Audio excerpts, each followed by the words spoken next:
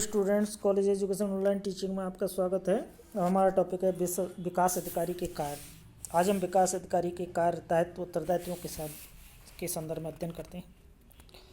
खंड विकास अधिकारी पंचायत समिति के मुख्य कार्यकारी अधिकारी होते हैं और इस संदर्भ में पंचायत समिति के समस्त प्रशासनिक कार्य, कार्मिक वर्ग पर इनका नियंत्रण रहता है।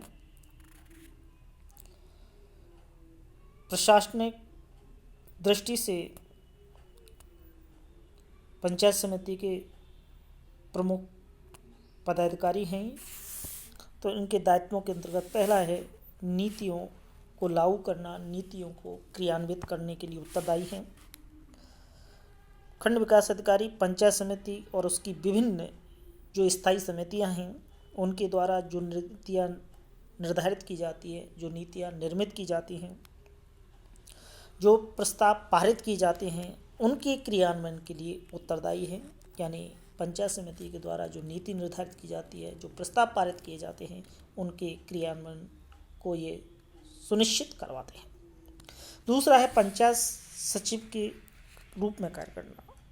खंड विकास अधिकारी पंचायत समिति के न केवल मुख्य कार्यकारी अधिकारी हैं, बल्कि वे पंचायत समिति के एक सचिव के रूप में भूमिका का निर्वाह करते हैं और इस रूप में पंचायत समिति के प्रधान यानी जो अध्यक्ष हैं उनके निर्देशन में कार्य करते हैं और पंचायत समिति और उसकी स्थायी समिति की बैठकों की जो कार्रवाई है उसका नियमित रिकॉर्ड है वो रखते हैं।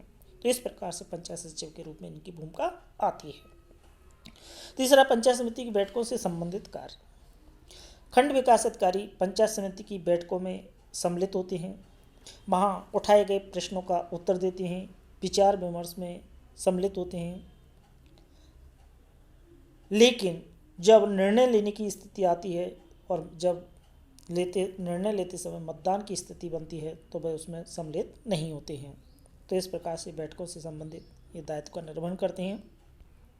इसके अलावा कोष से संबंधित दायित्व हैं खंड विकास अधिकारी के संदर्भ में है कि पंचायत समिति की कोष से जब धन निकालना है या उसे सही प्रकार से व्यय करने या उसका वितरित करने का जब के लिए खंड विकास अधिकारी है वो उत्तरदायी है और अपने इस अधिकार के अंतर्गत वे पंचायतों की वित्तीय स्थिति का निरीक्षण कर सकते हैं। तो इस प्रकार से कोष संबंधित दायित्व में उनका निर्वहन करते हैं।